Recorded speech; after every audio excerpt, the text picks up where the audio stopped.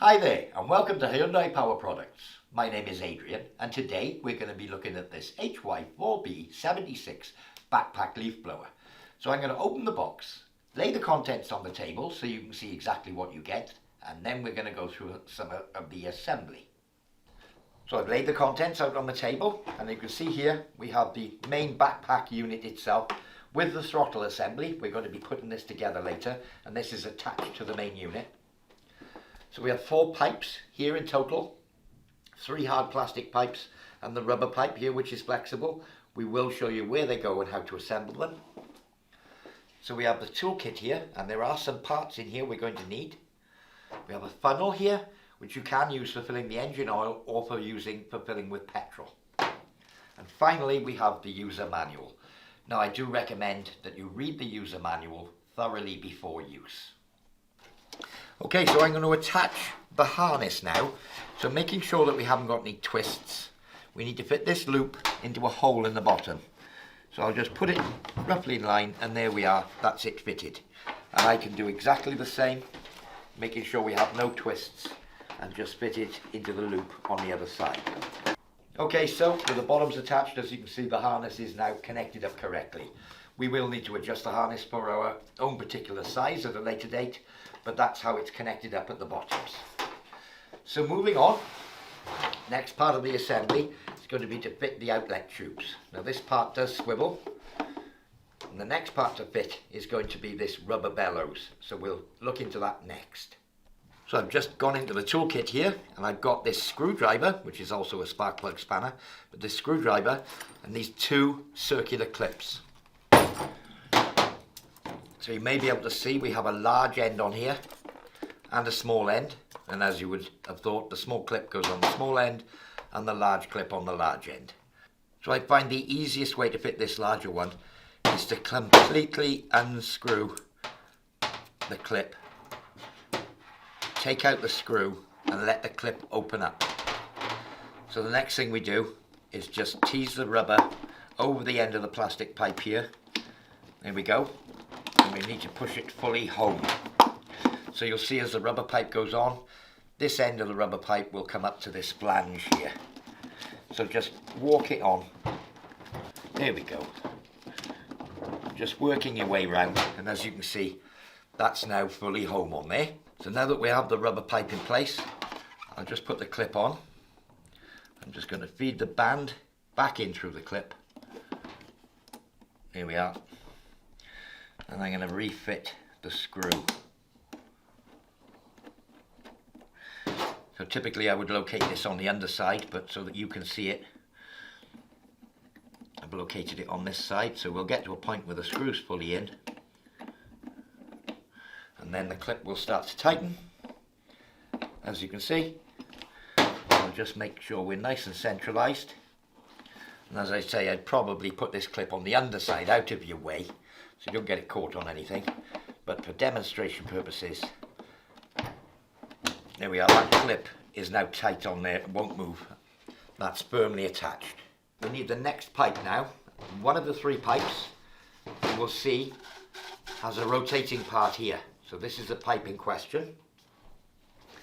So what I'm going to do is to feed the control cable, as you can see here. I'm going to line it up. Now let me just point out there are 2 lugs, one on the top, one on the bottom. If I line that up vertically with a handle, those 2 lugs will slide through. Okay, so I'm just going to loosen off this clip here. Sometimes you can undo it completely, does make it easier, so I will do that in this case. Just pop it out, and now we need to pull this up, all the way up to the end point here. So the smaller clip here does have a little bit more slack. I'll put that on the rubber pipe first. And in much the same way, I'll slide the whole thing up over those serrations. In fact, that was much easier for me. And tighten the clip up in exactly the same way as you saw me do on the other one.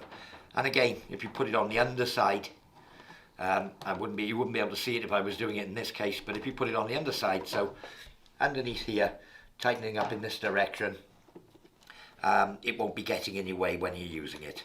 That's nice and tight on there. Now as you can see, this will rotate, but you will find the ideal alignment is to, let me just bring him over for you. If you have the handle here, pretty much in line with that dot, you won't be far away. It's not important, but that's the starting position. Back in from this side, you'll see the hexagon drops in the little hole, hexagonal hole, and I'm just do up the wing nut clockwise, and just tighten it down firmly, and that stops it moving. So a little assembly tip, we've got these lower two tubes here. If I just show you the method, we're going to be rotating this tube this way to lock it off in such a way that when this bolt is in here, it lines up with this little nut here. So obviously if I was to put it in like this and rotate it through the 90 degrees, the nut would be on the wrong side. So I need to get the alignment such that the nut is here.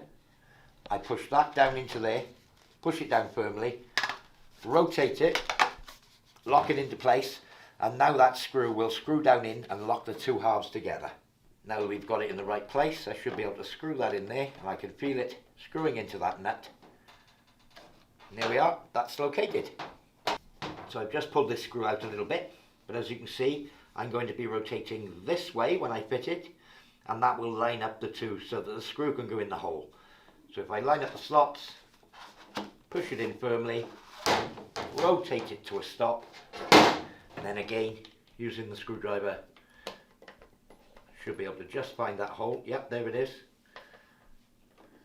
And if I do it up firmly, there we go. That's the three portions of tube all locked together. So if you look in the oil hole, I've just put oil in the engine, you can see that little pin that's sticking up out of the oil. Now I'm tipping the machine back, so if I bring the machine down onto level ground, onto the floor, you'll see that that pin disappears. And what we've got then is this oil level is just below this front lip, and that would be maximum oil. If at any time that pin that you could see earlier when I tipped it backwards reveals itself, that's the 100 milliliter mark. And obviously if you see a big portion of that pin, you do need to add engine oil. So I'll just clean up my little mess and replace the oil filler plug. So it should screw in easily. There we go. That's just screwing in easily. I'll screw it down. When we get to the bottom, I'll just lock it in firmly. Okay. And there we are. That's how to fill it with engine oil. So the engine oil we need for this machine is going to be an SAE 30 or 1030 engine oil, or a 15W40 engine oil. So that's SAE 30, that's 10W30 or 15W40 engine oils. You may well find that when this arrives to you that it already has engine oil in it to the correct level. So next we've got engine oil, we'll move on to putting fuel in the fuel tank. So simply unscrew the fuel cap anti-clockwise. It does have a little retainer. Now this being a 4-stroke engine, we don't need any fuel additives.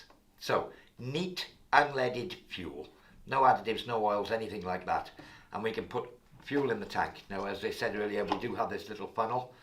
You can use this for filling the oil as well, but obviously give it a good clean out before using it on the fuel.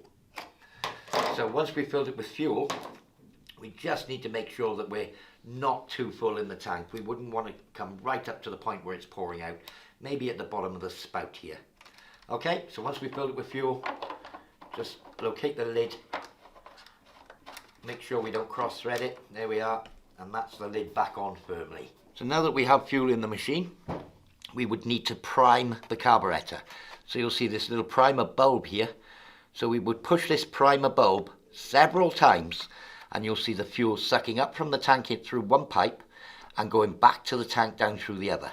When you can no longer see bubbles, that's pretty much, you know that it's primed correctly. So it may take several pushes of this little primer bulb like this, and that will prime the carburettor ready to start.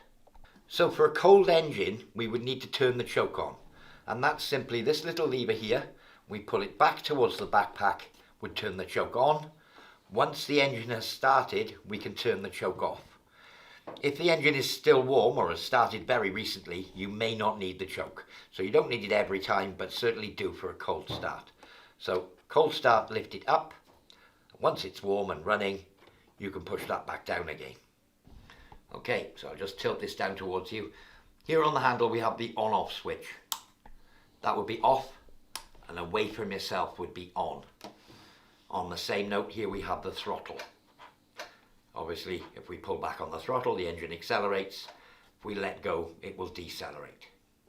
So the starting procedure would be, with a cold engine, to turn the engine switch to the on position.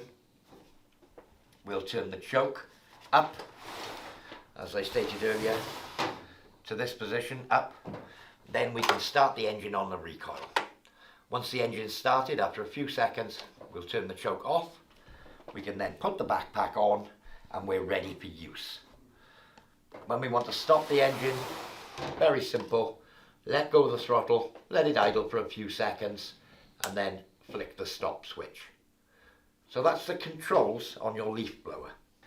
So I've just lifted the unit onto my back. Let's just say that the engine is running. It's the easiest way. I would probably set all the bands and belts and what have you to fit yourself before starting it. But there we are, that's pretty much set up. I could tighten that a little. So there we are with the engine running. All we got to do now is start to clear leaves. Okay, so again, when I want to stop, let go of the throttle, leave it idle for a couple of seconds and switch it off. And as you can see, it's automatically set up with this swivel here for various heights using the rubber.